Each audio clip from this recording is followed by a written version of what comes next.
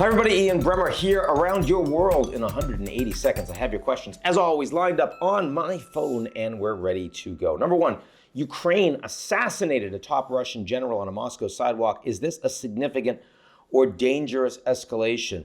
I think it's a significant escalation in the sense that it's the highest ranked Russian official that has been killed by Ukraine in the war, has been assassinated in Russia.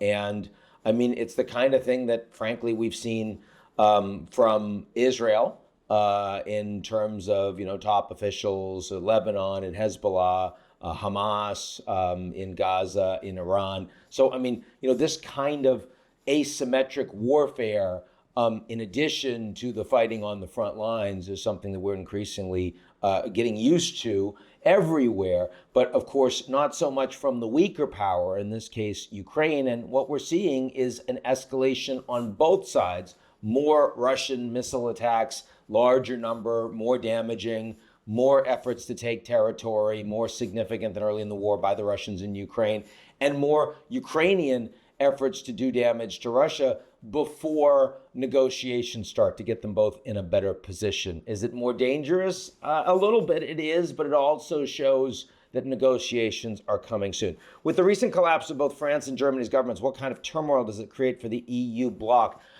It just means a less strong European Union because the replacements for these governments are not all aligned in the same direction. In France, it's going to be, internal fighting between foreign policy run by Macron and domestic policy run by a series of prime ministers, and very challenging to get a strong coordinated support for the EU. In Germany, a very weak Scholz coalition is going to be replaced by probably reasonably weak center-right coalition. We see a level of populism, nationalism getting stronger in outcomes for European elections across the board. And some of that is a very challenging economic environment that is not rebounding the way the United States is. Some of that is very strong opposition to all of the refugees, migrants, bigger problem in Europe than it is in the United States.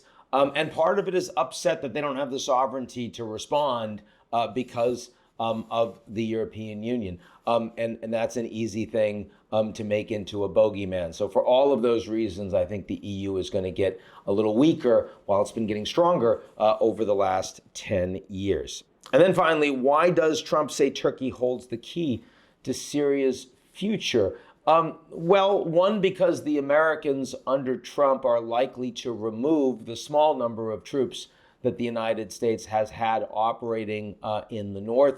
And that means that Turkey is the country that is most capable and also most aligned with the United States to respond, to take over that position, to lead the fight against ISIS. Also, if you're Turkey, to lead the fight to contain the Kurds, which is not so aligned with what the Americans want. They'll also be key to reconstruction. The money will come largely from the EU, but the reconstruction on the ground will largely be done by the Turks. So for both of those reasons, if there's any international player that is going to be critical to what happens in Syria, it's not going to be the United States. It's not going to be the Russians that have been forced out. It's not going to be the Iranians that aren't playing a significant role anymore. It's going to be America's NATO ally, Turkey. That's it for me. I'll talk to y'all real soon.